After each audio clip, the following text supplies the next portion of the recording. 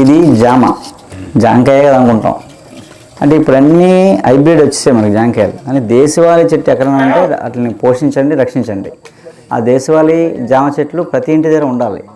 ఎందుకంటే జామ చెట్టు ఇంట్లో ఉంటే పండు తినడం వేరే, కానీ జామ ఆకు వల్ల ఎంత ఉపయోగం అంటే జామ లేతాకులు తింటే మోషన్స్ తగ్గిపోతాయి.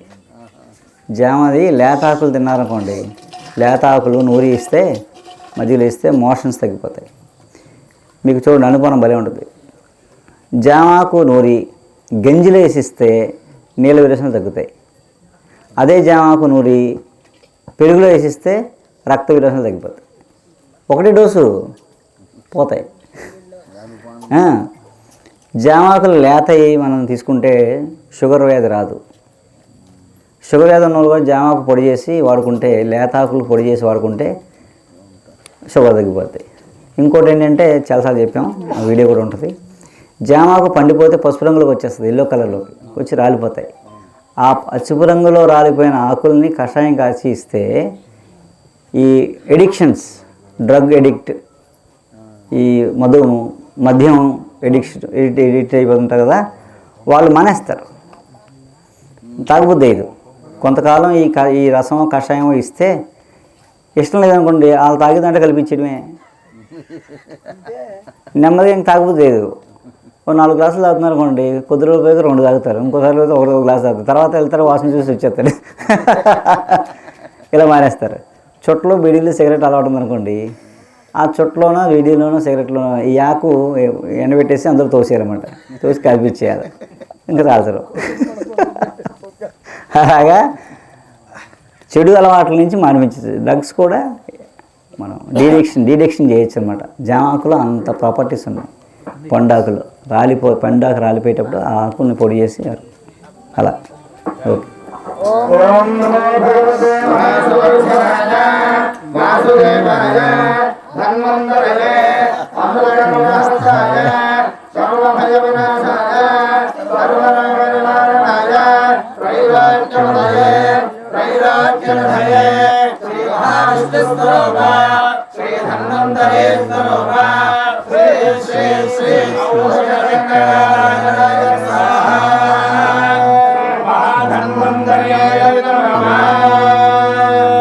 ఇది మామూలుగా మనం చిన్నప్పుడు ఆడుకునే వాళ్ళని మొక్కతోటి. గాలివాన మొక్కని గాలివాన చెట్టు అంటారు. చిన్న ఆకుండి పైన చిన్న కాయలు ఉంటాయి. ఇది ఇలా కొమ్మిరిస్తే ఒక రకమైన పాలులా వస్తాయి. అది పినీస్ ఉంటుంది. పినీస్ చివర ఇలా రౌండ్గా ఉంటుంది కదండి, దాని నిండా పాలు పెట్టి ఉఫ్ అని వస్తే బుడవలు వస్తాయి అన్నమాట. అలా ఆడుకునేవాళ్ళం మామూలుగా. అవునా? అలా లేదా గడ్డిని ఇలా మడిచి గడ్డిపోచని ఇలా ఉంచితే వి షేప్ వస్తుంది వాళ్ళ దగ్గరగా. అందులో ఈ పాలు పెట్టి ఉఫ్ అని ఊస్తే బుడగలు వస్తాయి. ఇప్పుడు మనం ఏమో సబ్బు నీళ్ళు అవి పోతున్నాం, అవి అలా ఊది అన్నా అనుకోండి లోపలికి వెళ్ళి అనుకుంటూ పోతాం. అలా ఏంటంటే పిల్లలకి అలా అలవాటు. ఇది న్యాచురల్. ఏంటంటే దీని ఉపయోగం ఏంటంటే కీళ్ళ నొప్పులు, వాపులతో కూడిన నొప్పులు, కీళ్ళు వాచిపోయి నొప్పులు వచ్చేస్తున్నాయి అనుకోండి, స్వెల్లింగ్స్ వచ్చినప్పుడు ఈ గాలివాన మొక్క నూరి కొద్దిగా సొంటి పొడి వేసి నూరి, సొంటి న్యాచురల్ పెయిన్ కిల్లర్ అన్నమాట. Natural pain killer, side effect లేకుండా పెయిన్ తగ్గిస్తానండి. అందుకు సొంటి పొడి వేసి నూరి పొట్టేస్తే ఆ వాపు నొప్పి తగ్గిపోతుంది మన్నాడికి. రాత్రి వేస్తే పొద్దునకి మరిగేట వేసి అనమాట. అలా అదే భగవతే మహాసుదర్శనాయ వాసుదేవాయ అమృతకలశాయ సర్వభయాయ సర్వరోగనివారణాయ త్రైలోక్యనిధయే శ్రీ మహావిష్ణుస్వరూప శ్రీ ధన్వంతరీస్వరూప శ్రీ శ్రీ శ్రీ సూర్యనారాయణాయ స్వాహా.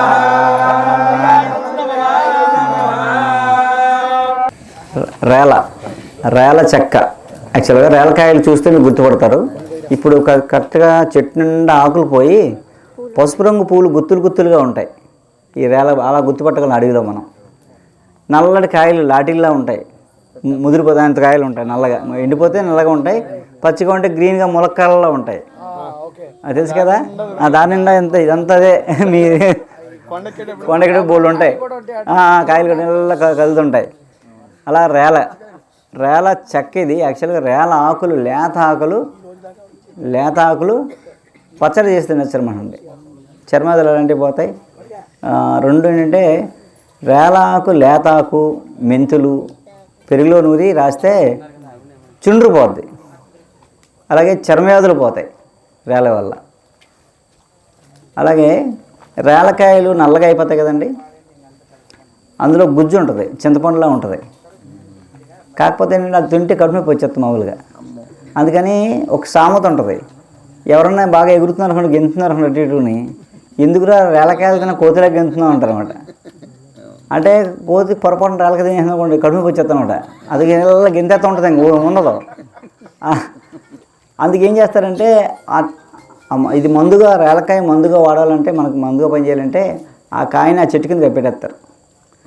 ఆ చెట్టు కింద 7 రోజులు కప్పెట్టేస్తే ఆ నొప్పి గుణం పోద్ది అనమాట. అది తింటే కడుపు నొప్పి రాదు. అప్పుడు ఆ గుజ్జు తీసి మనం ఉండలు చేసి దాచుకుని, ఎప్పుడైనా మోషన్ అవ్వట్లేదు అనుకోండి, కడుపు నొప్పి వచ్చి మోషన్ అవ్వట్లేదు అనుకోండి, అది వేస్తే నొప్పి తగ్గిపోయి మోషన్ అయిపోద్ది అనమాట. మామూలుగా తిన్నాం అనుకోండి కడుపు నొప్పి వచ్చేస్తుంది. అదే కాయని ఆ చెట్టు కింద కప్పెట్టేస్తే 7 రోజులు శుద్ధి అయిపోద్ది అనమాట. దాంట్లో ఆ గుణం పోద్ది అనమాట. అలా రేలకాయ. ఓం నమో భగవతే వాసుదేవాయ ధన్వంతరయే అమృతకలహస్తాయ సర్వభయవినాశాయ సర్వరోగనివారణాయ త్రైలోక్యనిధయే శ్రీ మహావిష్ణుస్వరూప శ్రీ ధన్వంతరీ స్వరూప శ్రీ శ్రీ శ్రీ ఔషధచక్రనారాయణాయ స్వాహా.